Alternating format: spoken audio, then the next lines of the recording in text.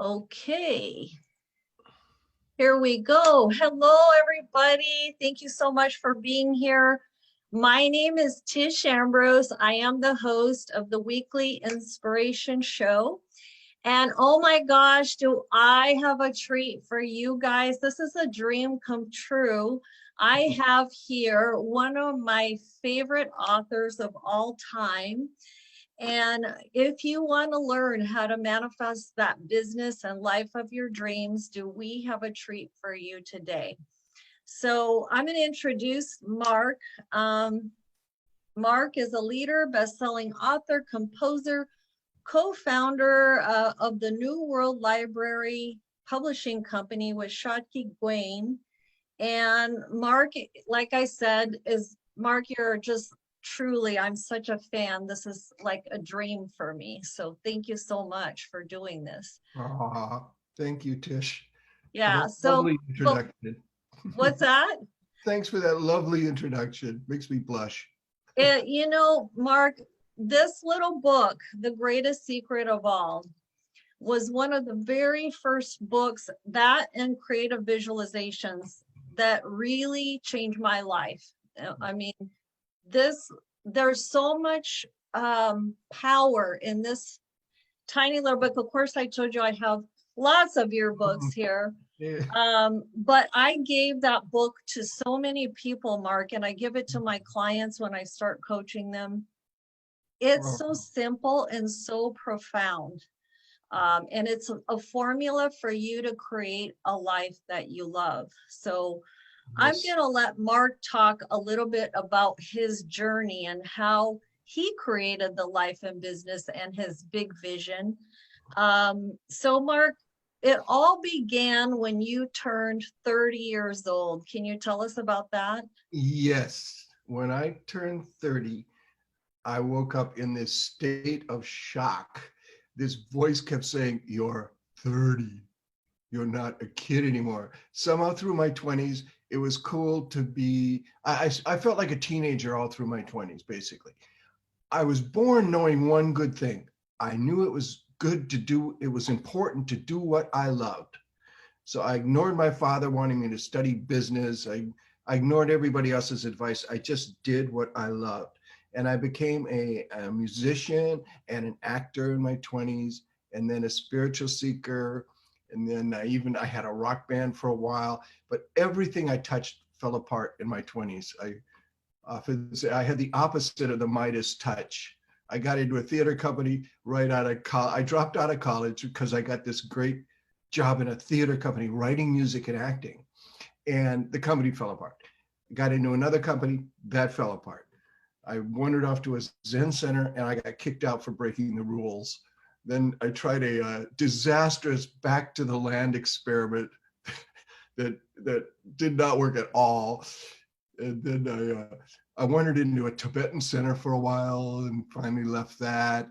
Then I was a workshop junkie, I called it, which is where I met Shakti Gawain.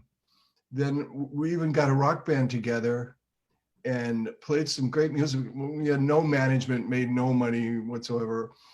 And then the last 2 years of my 20s, I just had little jobs, just scrounging to pay the rent in this little cheap slum apartment in Oakland, California, not a nice neighborhood, bars on the windows. And we had no money whatsoever.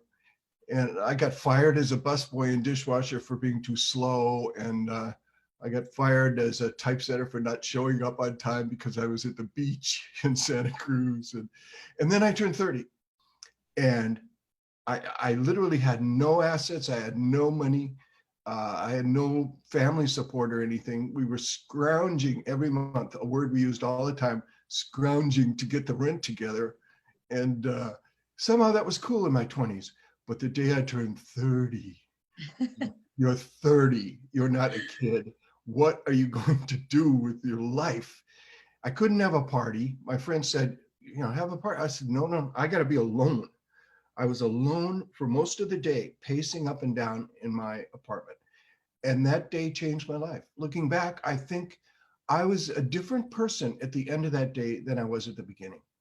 Because when I woke up at the beginning and paced around, I realized I had no direction. I had no goals. I was just scrounging to get $65 a month together for the rent. That's how cheap it was. Wow. That's This was crazy. this was in like let's see, 40, 56. This was in 76, 1976. So rent was really cheap. You could really make it by not having any kind of job, you know, which It's a I did. different world back then, right, Yes, Mark? yes. Even then, I remember thinking, it's amazing. It's almost magical where I just came up with the rent every month. I just, like, near the end of the month, I'd only have 30 bucks, and a friend would say, hey, help me move and I'll give you $35, and I get my 65. And I remember thinking even back then, it's amazing. I always come up with a rent. Just, but I was using creative visualization, but I was doing it Yeah. in such a minimal way just to barely make it, Wow. until I was 30. And then that day, pacing up and down alone, that's what changed my life. I remembered a little game we played during my disastrous back to the land experiment, where we were sitting around the fire one night and this couple said, let's play a game we play at church camp. Let's just imagine 5 years have passed and everything has gone as well as you could imagine. What would your life look like? What's your ideal scene? We all went around and said something. I don't remember a word of what I said. I was like 22, 23 at the time. I don't remember a word, so it had no impact on my life. But the day I turned 30, I thought, this is a good idea. But this time I took a sheet of paper and a pen and I put ideal scene at the top. And much to my amazement, I just imagined 5 years, I'll be 35. Oh my God. Wow, That's so old, that's huh? so old. That's real age. Oh my God. Okay, I'm 35. What's my ideal? And much to my amazement, because I'd had no interest in business or money or anything, never taken a course in business or anything. But the first thing that spilled out was, I have a publishing company. And I thought, okay, ideally, and it cruises along. I don't work too hard. In fact, I only work when I feel like it. I keep my musician's hours of never doing a thing before 1 p.m. I sleep late, which I love to do. And and I have a great staff that just takes care of business. So I don't have to even show up. That's my ideal. I have this company and it's not all dependent on my energy. A great group of people runs it. That's my ideal. And then I write and publish books. I hadn't done that.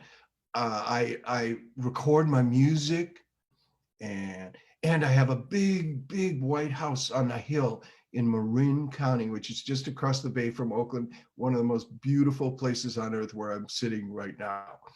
And I'll never forget exactly what I wrote and then exactly all the doubts and fears that just overwhelm me. Mark, that's way too much. You want to start a business, do books, do music, get into real estate? Way too much, Mark. And I remember they even said, just pick one thing and focus on that. And I knew whatever I picked, my doubts and fears would immediately shoot it down, saying, what right do you have to start a business? You don't know a thing. You have no money. You know, you're an unemployed ex-musician actor. That's and but I realized dealing with the doubts and fears is the most important thing. That day, it was later on, it really became clear to me there's just two essential things. Dare to dream and get that dream clearly in mind. I ended up, from my ideal scene, making a list of 12 goals. Later on, I even expressed them as dreams and intentions. Okay. Far more powerful than, Yeah, there's more energy behind it. yes, yeah, it becomes an intention subconsciously. So, okay, I intend to start a publishing company. I intend to start writing books. I intend to start recording music. I intend to start learning about real estate. It was all starting because I had nothing happening. So I wrote that down. Then I wrote down a list of each one of those intentions as an affirmation. And it's a list I carry around to this day in my pocket. I started affirming, I am now creating a successful publishing company in an easy and relaxed manner, a healthy and positive way, in its own perfect time for the highest good of all. That was my affirmation. I love that, Mark. And remember reading in the book, when the doubts and fears came up, you said, you know what, guys, I'm going to just do this experiment for a year or two.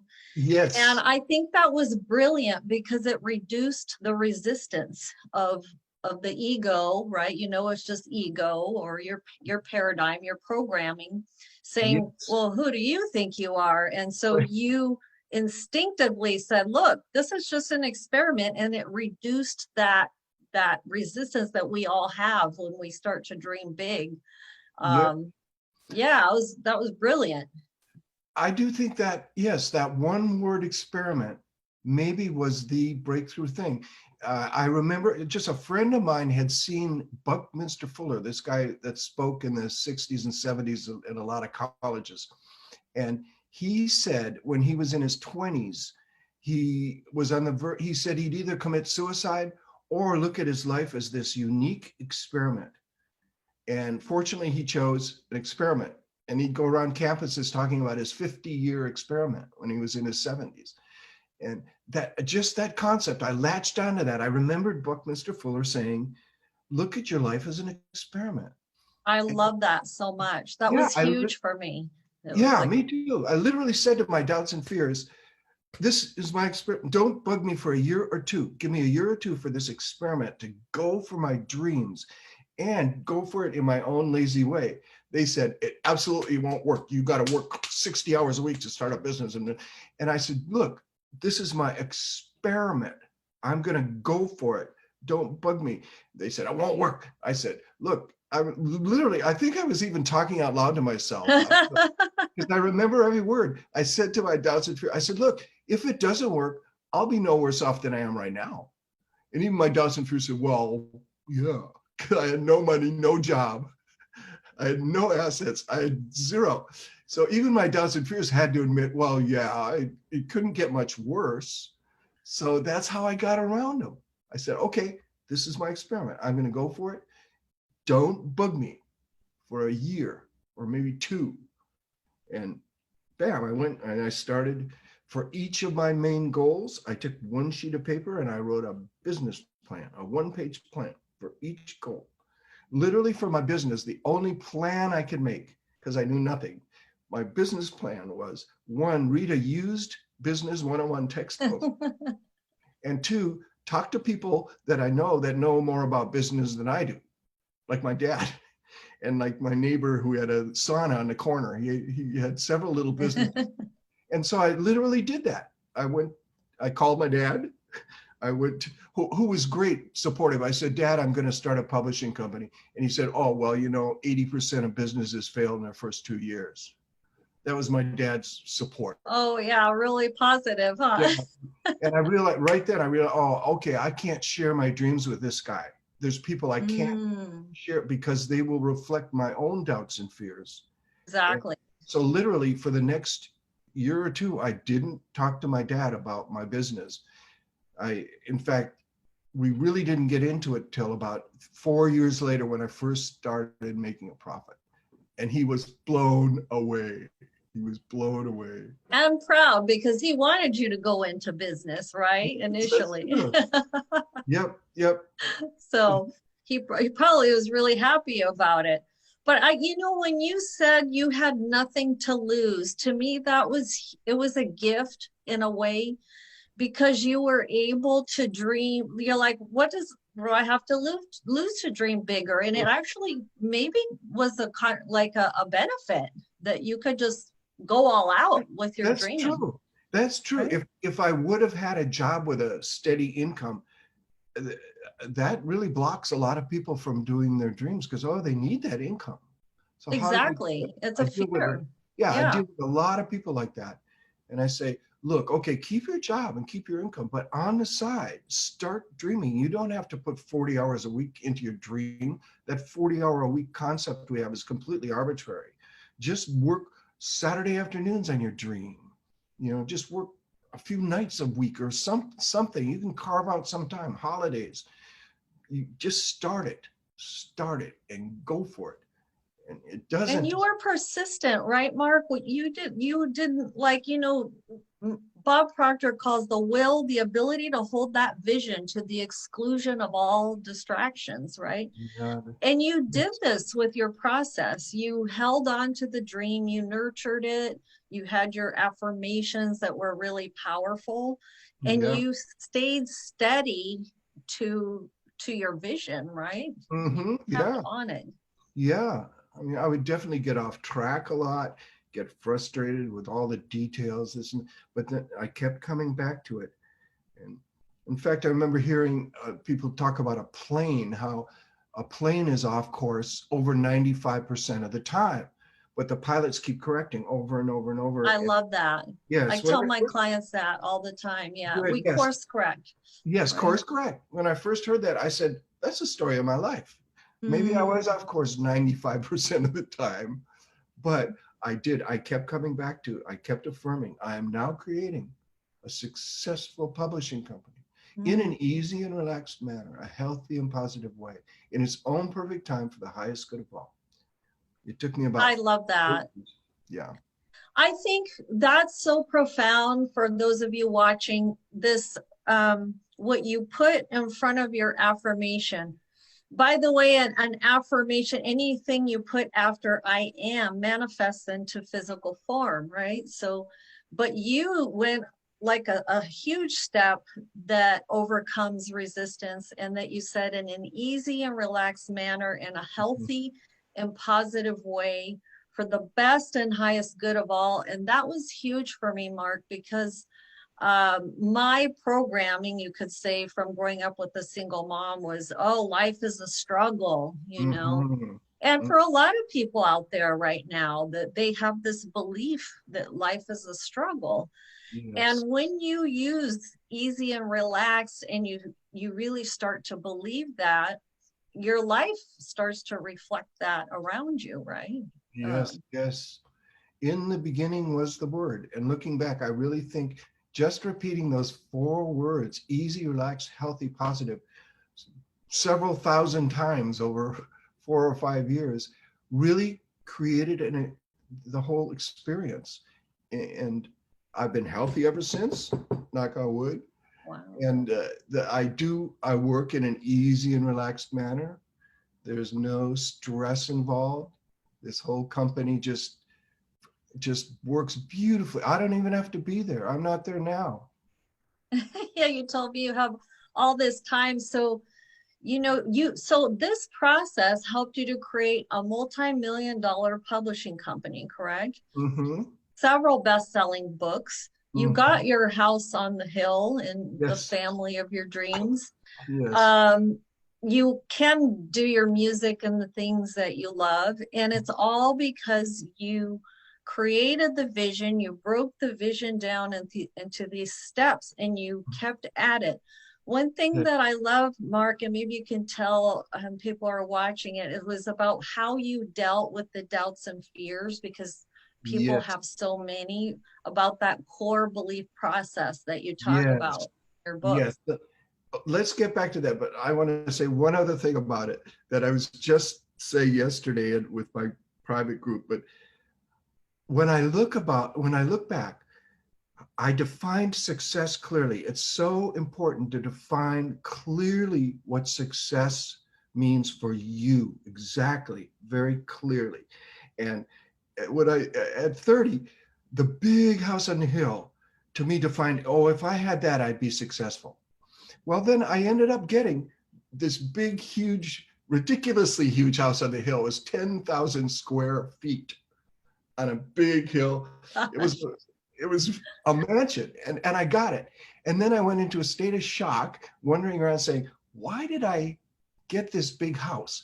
Oh yeah, because I assumed when I was 30, if I had the big house, I would have made it. And then I would be tranquil and fulfilled and happy. And it finally dawned on me after I got the house that the stuff you think you want for success will not bring you happiness or tranquility or anything. It has nothing to do with when we when we really think of what we want for success. What do we want?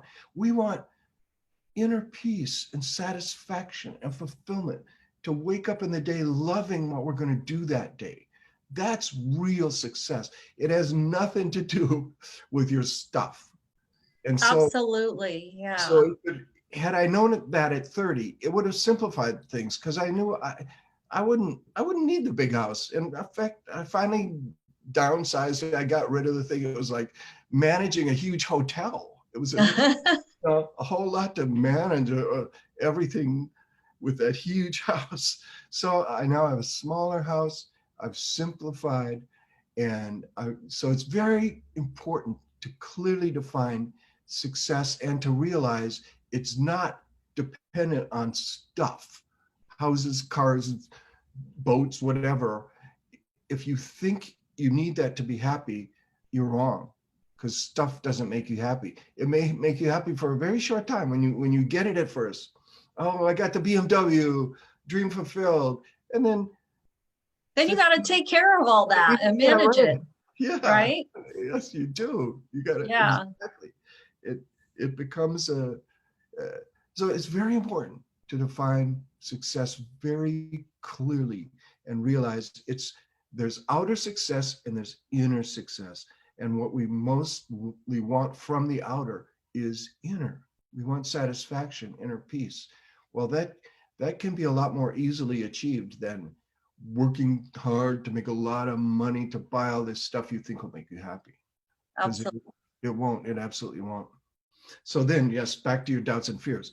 Dealing with doubts and fears, as I said, there's just two critical things I realize. The older I get, the simpler I see it.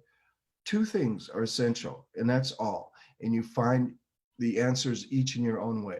And one is to clearly define what success is for you, what you want. Clearly imagine it, envision it, affirm it. You're now creating it in an easy and relaxed manner. I'm now creating whatever it is for you. That's essential, of course. You've got to have the dream, you've got to have the vision. And then inevitably, with almost everybody, doubts and fears will arise. The bigger the dream, the more vehement they'll be. Dealing with those becomes the only other real essential thing.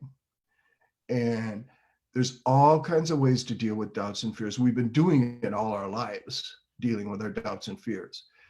I did find when I was 28, I took a workshop, a weekend workshop with a man named Ken Kais Jr. It's where I met Shakti Gawain in Berkeley, California. And he gave us this process called the core belief process that I have in several of my books. It's in, I think, the Millionaire Course. It's in The Greatest Secret of All, I think. You can just Google now, core belief process. All it is asking yourself 8 questions. And it really helps you deal with doubts and fears. The first time I did it, I'll never forget, in that weekend workshop, I walked out afterwards into the street and walked around the block, and I felt 25 pounds lighter.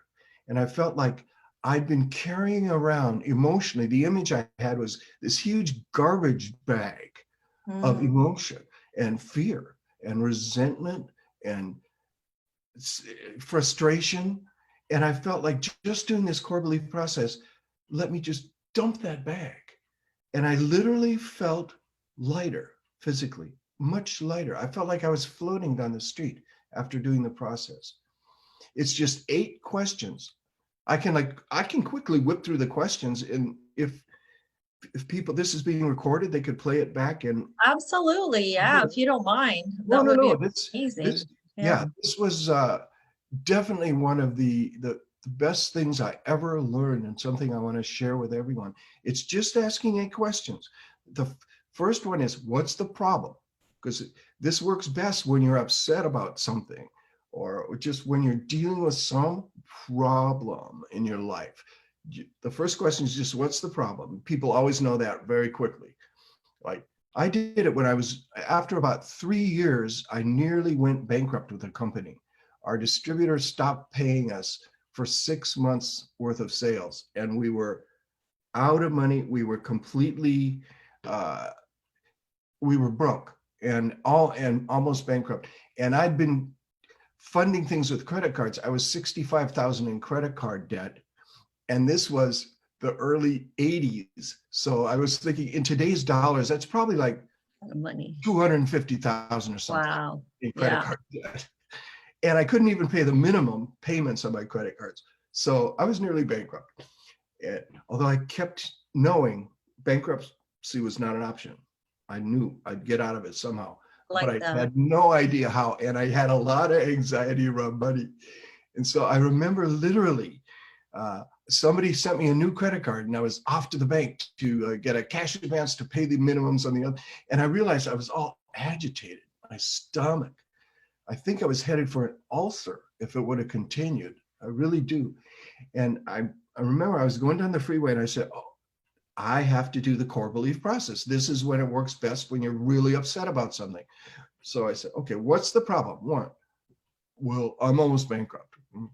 Okay, two, how do you feel physically right now about it?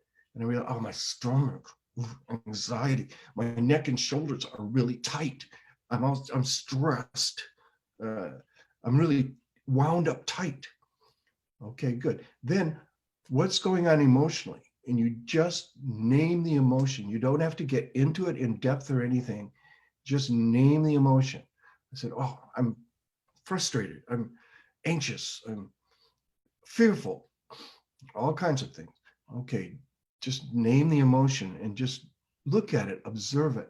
This whole process, you end up getting into the observer, the watcher, looking at yourself, going through this stuff. Okay, so that's how I'm feeling physically and emotionally. All right. And then you ask, and it kind of reiterates number one, but we used to say, what tapes are running through your head? Now people don't do taping, but what are all those constant recurring thoughts? The Get up. looping thoughts, I call Yeah, it. They loop around over right. and over at 2 Exactly. a.m. too. Yes, exactly. And so that to every, people, it just spills out. Oh, this is so stressful. I'm almost bankrupt. What can I possibly do? Yada, yada, yada. You just really get into that. That's four. Then five, you ask yourself a very good question. You say, what's the worst that could happen? The worst. And people really get into that. Well, I could go bankrupt. I could just be broke. I could be homeless. And then you even can ask, what's the very, very worst thing you can imagine? And I came up, well, I could die slowly and painfully, a drunken bum in the gutter in LA. That was somehow I'm dying laying on the street by the curb and people are just walking over me and not paying any attention. That's the worst that could happen. And usually when you really get into it, you do start chuckling and realize the chances of the worst happening are pretty slim, but that fear is there. That fear, you're looking, and so you're looking at your fear. You open those closet doors where you've locked all these fears and you stare at them and look at them and visualize them and express them.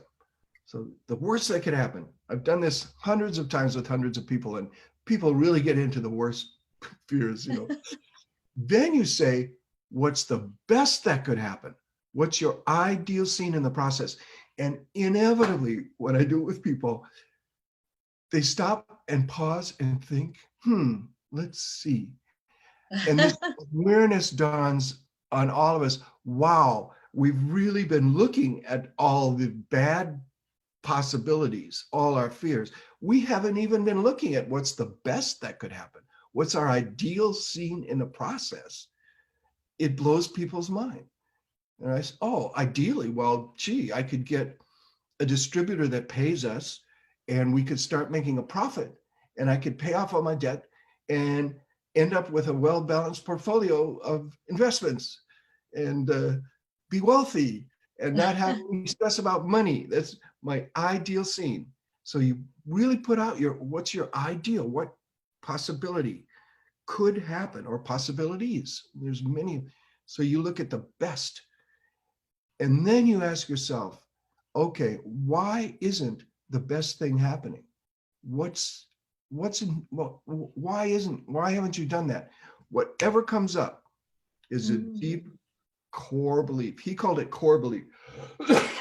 I now like to say underlying belief because core belief sounds solid, but Right.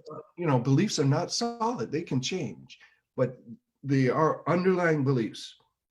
So ask yourself, why aren't you living your ideal scene?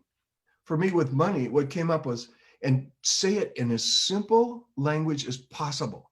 Try not to get into your head with analysis. Try to come up with something that a 5-year-old would understand, because you're dealing with your subconscious mind here. The simpler, the better. Great wisdom is always expressed simply, simply. So what I came up with is, I'm a fool with money. I'm out of control. That's it. I don't understand money. It's like beyond me. It's so complicated. And I'm a fool, out of control. Okay, you've nailed the core belief. I really did believe I was a fool with money, out of control. Then the final 8th question, what affirmation, or as Sark was recently calling it, so if you know Sark, she's a wonderful woman. She put it even a different way than affirmations that I really like. She called it a counter statement. Oh, I like that. Yes. What statement totally counters and contradicts 180 degrees that worst deep underlying belief that you have? And she even said, the most powerful thing to add with a counter statement is start with the word actually, telling yourself. So for example, yeah, this has really been a breakthrough for a lot of people, because at the time I hadn't heard that. I'd heard affirmations. So I came up with an affirmation that directly contradicted, I was a fool with money, out of control. I came up with it driving down the freeway, and I literally drove off the shoulder and wrote it down because I did not want to forget. I put, I am sensible and in control of my finances. I am creating total financial success in an easy and relaxed manner, in a healthy and positive way, in its own perfect time, for the highest good of all. It was kind of long. Sometimes I just put pieces of, so I am sensible and in control of my finances. I started saying that. Now, Sark said it's even more powerful to look at it as a counter statement and start with actually. So I could have said, actually, I am sensible and in control of my finances. I am creating total financial success whenever that anxiety arose. Oh, I like that a lot. Yeah, yes. It reduces the resistance again. Yes, you're saying to your subconscious, no, that fear is not true. It's not true that I'm out of control and a fool with money. Actually, what's true is, actually, I am creating total financial success. It may not look like it now, be 65,000 in credit card debt and having no money, but actually, I am now creating total financial success. That was my affirmation. Within not long, maybe 5 or 6 months, everything had turned around and we were making money. You know, there's so many amazing things about that story. Number one is getting down to the nitty-gritty of the fear, because what most people do is they suppress it by escaping, drinking, eating, whatever we do as humans to not feel.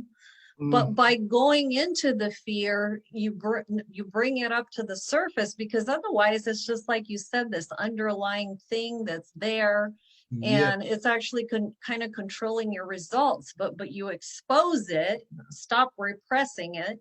That's number one. But then to say, okay, that I'm going to just, this is a habitual thought that's not true. So you counteract it with another story, another belief, another thought. And the results of that are amazing. They are. The truth is more powerful, that you are creative and brilliant. You're not a victim of something or out of control. Or it does allow you to just really look at those fears. I just heard Eckhart Tolle talking about that a while ago, of just being with your fear and not resisting. And he even said, it's okay to feel my anxiety right now. It's okay. Yeah. Tell yourself it's okay, and just observe it as the watcher, because it is our resistance to our own fears that creates all the problems. Eckhart even says in Power of Now, To offer no resistance to life is to be in a state of grace, ease, and lightness. So even our own fears, even our own anxieties, whatever we're going through, it isn't the fears aren't the problem. It's our resistance to it. That's the It problem. is, yeah, and it's a false self. Maybe you could tell us a little bit. I call it the observer effect that we learned through Eckhart, but the more you meditate, the more you realize that little voice that's talking to us, I call it talking smack, is not who I really am. I'm the Yes. observer of the voice, and I'm not my emotions. I'm just the experiencer of it, but it's not who I am, and I'm not the body either. Yes. So yeah, so once there's that separation, you start to watch the activities of the mind, and then a lot of times I go, oh, there it goes again, talking. Yes. Right, right, right. Right. Yes. So Yes. tell us about the watcher to Mhm. people who don't know what the watcher is, that they may not know there's a watcher in there. Right. It's our consciousness, and meditation will you eventually get there where you realize you're observing yourself. The way Eckhart, one reason I love Eckhart is because he doesn't talk about meditation or anything. He just talks about understanding that we have a little me. He calls it the little me with the ego and fighting to protect itself with its flight and fight responses, and that's the little me. But we also have this consciousness, and he calls it just when we get into our presence, our being, when we let thought go, we get into the observing mind that is this much bigger presence, able to watch the little me and able to gain this tremendous perspective on it. I just did an interview with this guy, Scott Stabile, who wrote a book called Big Love. And he had the funniest image. He said he came to the point where he realized his fears were like an obnoxious little 4 or 5-year-old brother that was tugging at his pants all the time saying, don't do that, don't do that. And he said occasionally those fears were good, like don't run out into freeway traffic. That's good advice. Yeah. Occasionally, but so much of the time the fears are just unfounded. Don't dare to write a book. Don't dare to, I know. don't. They're afraid. Our fears are totally unfounded. There's nothing Totally. Yeah. to fear. As Eckhart keeps pointing out, in this moment, right now, we have no problem. Our fears, there's some future projection of what might happen. It does no good to fear anything, because chances are it will not happen. But if it does happen, okay, we'll just deal with it in the present moment. We don't have to fear it. Sometimes bad things do happen, and we deal with them in the present moment. But it does no good to fear things in advance, to fear the future at all. I've been through some pretty bad tragedies in the past. And I learned this little thing that I would do where I would ask myself, in this moment, am I okay? Mm. And Yeah. usually in that moment, you're okay. You're fed, you have a roof, Mm. things are okay. There may have been some things that happened that weren't great, and you perceive it as being tragic. But if you check in, usually in this present moment, we're all usually very okay. And so that's Yes. a little tool that I use to navigate, the crises. And there's a lot of people out there right now in a crisis. So that's Yes. a very powerful tool that they can use and say, yeah, Mm-hmm. right now, everything is okay in this moment of, Yes. yeah, it's That is powerful stuff, Mark.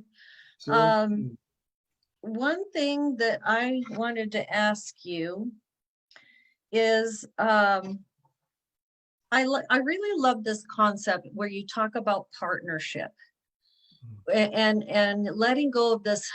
And in the world today where we're living now, there's this dominating effect that goes on where one power wants to dominate the other yeah. and all of this craziness. But you say for business success, that really doesn't work if you want to have true happiness and true love. And by the way, I totally agree with you when you say I'm backtracking a little bit, but when you say we really don't need that much stuff, and I think a lot of people have realized this with this year and everything that happened. I realized it even as like, I really need very little. And I think a lot of people are reevaluating their values and how we've been living and this consumerism dominating kind of a egoic way of living. But I Yes. loved what you said about this partnership idea in business and in life, where I know Stephen Covey talks about it too. It's that win-win. You never do something unless it's win-win for both, and you let go of that thought of domination in a relationship in any area. Tell us about that a little bit. Yes. I mean, it's so obvious. Uh, a woman named Rianne Eisler wrote a great book called The Power of Partnership.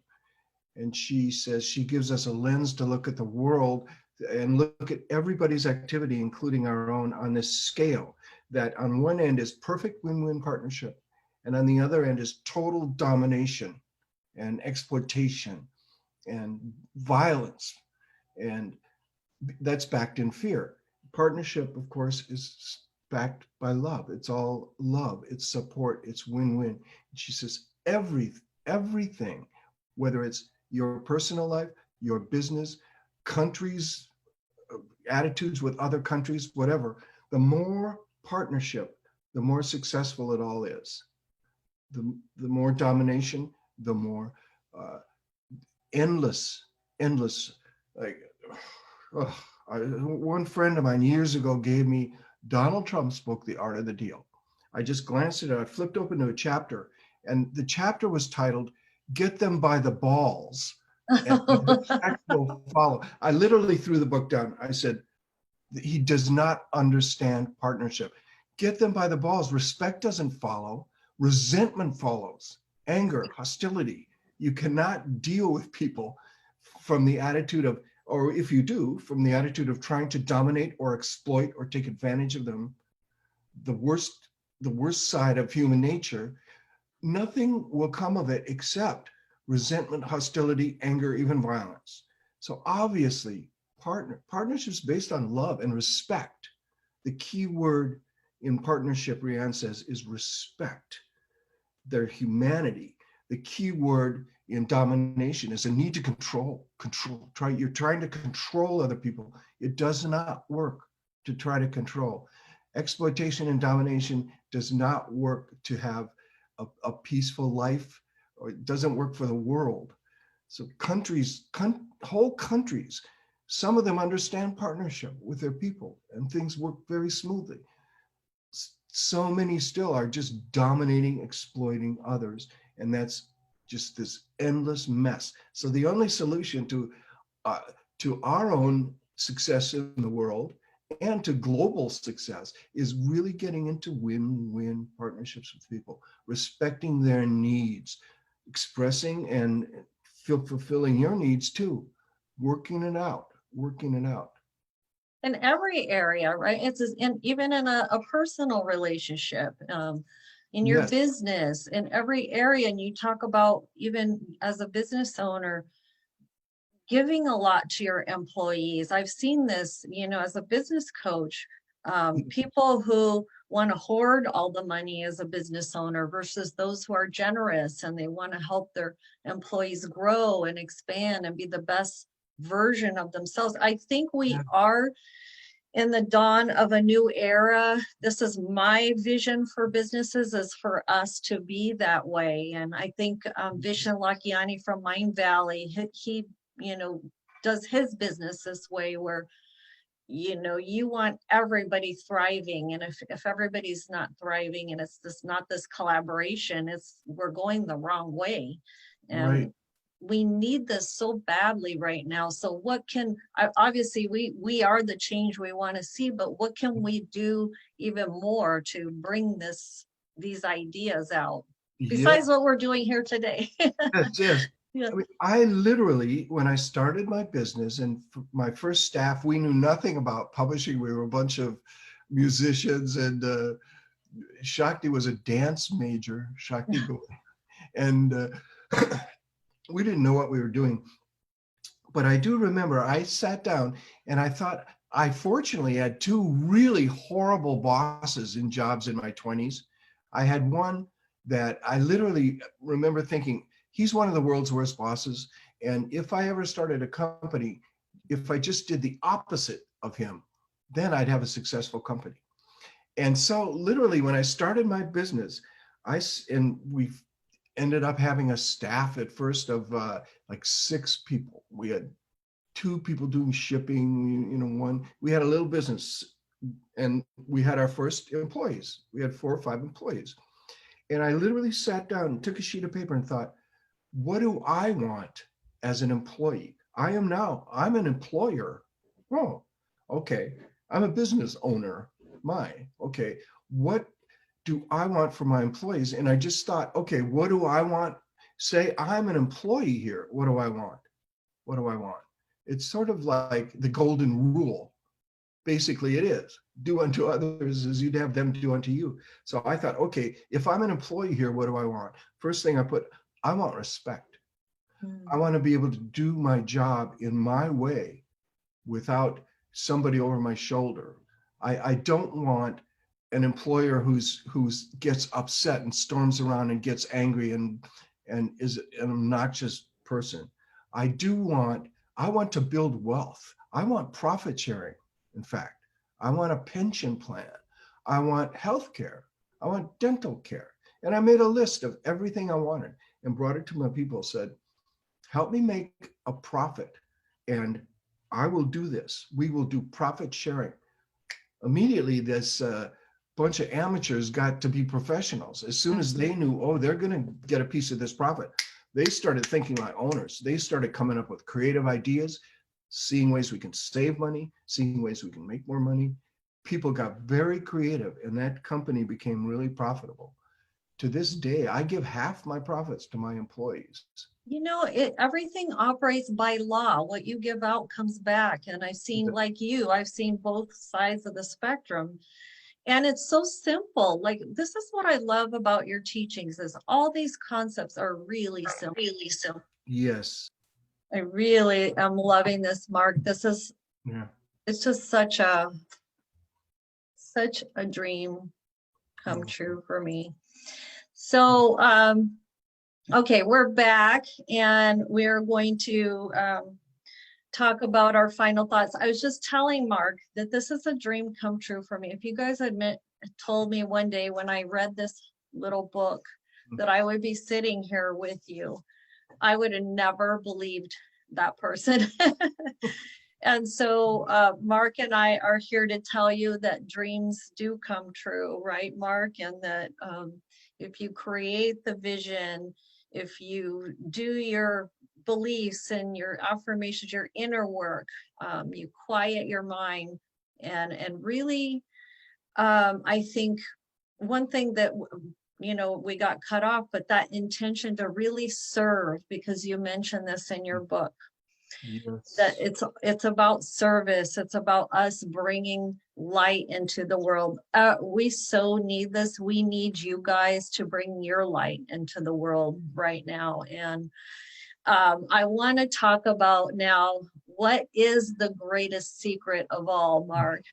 So you can tell us what that is. In my opinion, as I think about it, maybe it's different for different people, but you just said it. I do think the greatest secret of all is to every day try to do something to love and serve yourself and to love and serve others.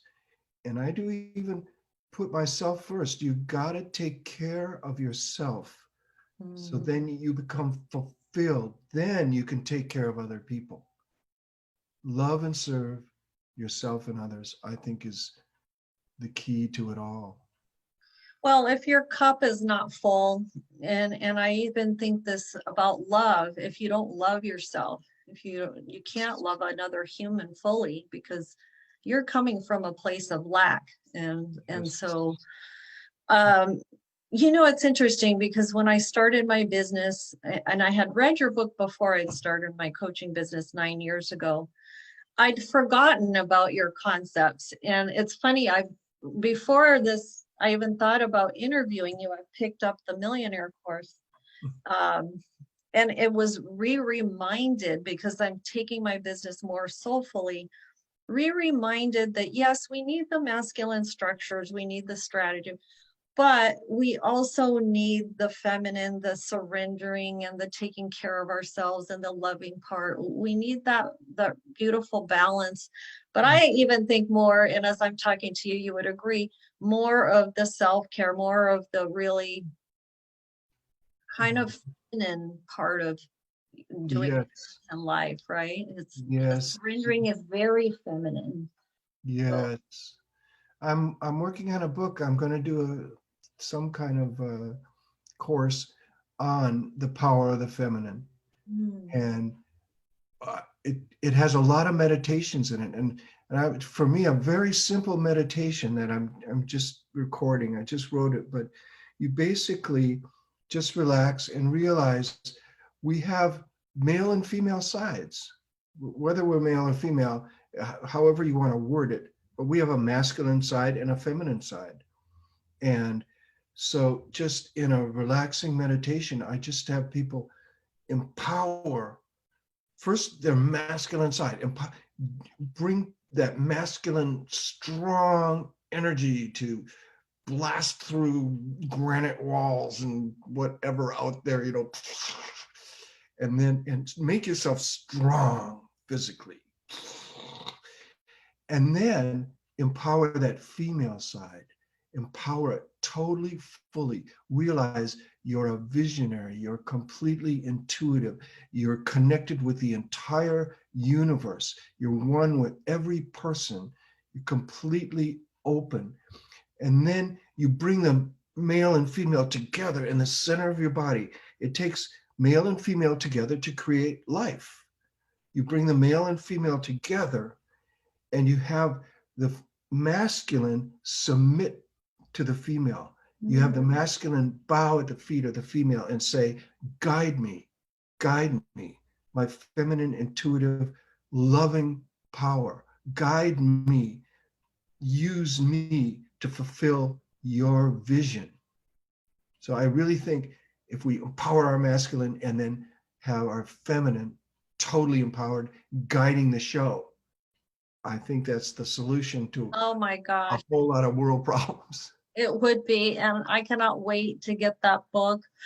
Um, so Mark, I want to just end this with some of your final thoughts on what's to come for the world. What is your advice? What is your inner light? Can you guide us on where we all need to go next?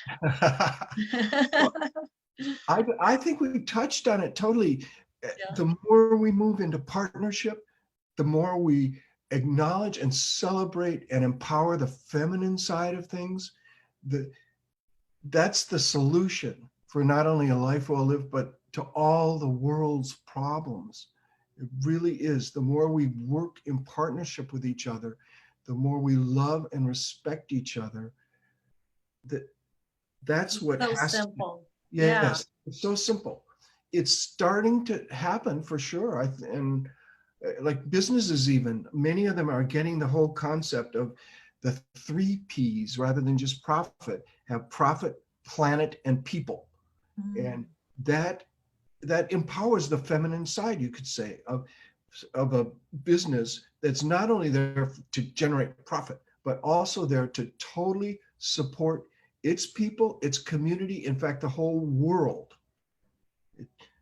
Those are the solutions for so many of the problems of the world. I call it current blind capitalism, just going for profit. The masculine Yeah. is creating so many of the problems of the world. There is enlightened capitalism, I love which is that. win-win for all, not only for the company and its employees, but the whole community and in fact, the world. That Yeah. that's that is an enlightened capitalism could be the solution to so many of our global problems. So many.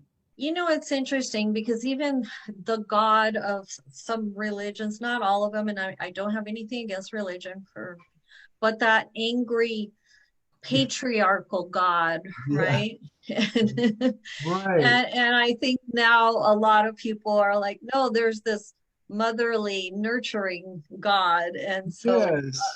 and this patriarchal society that we've been in, and how I believe too, if we move into the feminine and have a balance, this is a solution to a lot of the problems. So I love that.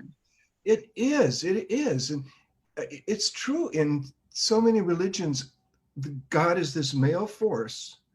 And we know it takes both male and female to create life. You have to have them come together in love to create life. So we need to empower the feminine within us and Yeah. everywhere.